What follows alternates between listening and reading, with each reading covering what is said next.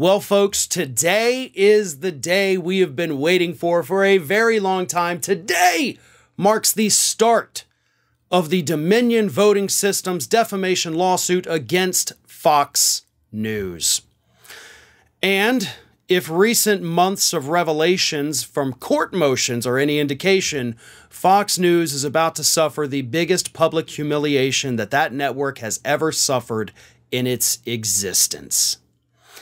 And I could not be more excited. Here's why. What we know so far from the material, like I said, that's been released, from the motions that have been made public, we know that Fox News knew that they were lying. We knew that multiple hosts knew these things were false. We knew that some of the evidence they were relying upon was from a woman who claimed to be an internally decapitated time traveler. So that's just what we know.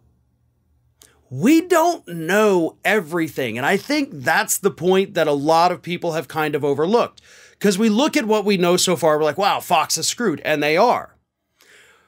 But we are only getting a piece of the puzzle, okay? The rest of the puzzle is out there. But just because it hasn't been filed in the motions doesn't mean it's not going to come out in the trial. Usually these motions and the evidence that was presented in these motions had to be presented in order to prevent some kind of appeal or delay from Fox News. So only the relevant info to fight that appeal or the motion filed by Fox is what has been revealed. Again, a tiny piece of a much bigger puzzle. But now that the trial is beginning today, the rest of that puzzle is going to be made public. We are all going to get to see the final picture. We are going to hear the testimony from people like Sean Hannity, Laura Ingraham, and Tucker Carlson, because Fox News, stupidly I might add, said, yeah, we'll make them available for testimony. Rupert Murdoch. The judge denied Fox News lawyers' request to prevent Rupert Murdoch from testifying in the trial. We don't know if Murdoch is going to be called, but we do know that the judge ruled that he can be called to testify. So we may have the owner of the network, the biggest stars on the network, all of them having to testify under oath about how that network lied to the country. This is so massive, I can't even explain the scope of this. But let me read this quote here from CNN's media reporter Oliver Darcy, because I think Darcy just kind of nails it here. The network has always seemed to find a way to sail through the controversy, even the most hellish storms it has faced. Sometimes it has emerged even stronger and more emboldened than before. But this time is different. This time, the normal tricks the network turns to during times of crisis will not free it from trouble. This time, in a court of law, the network will need to put forward an honest, fact-driven argument. If the pretrial hearings are any indicator, it won't be pretty.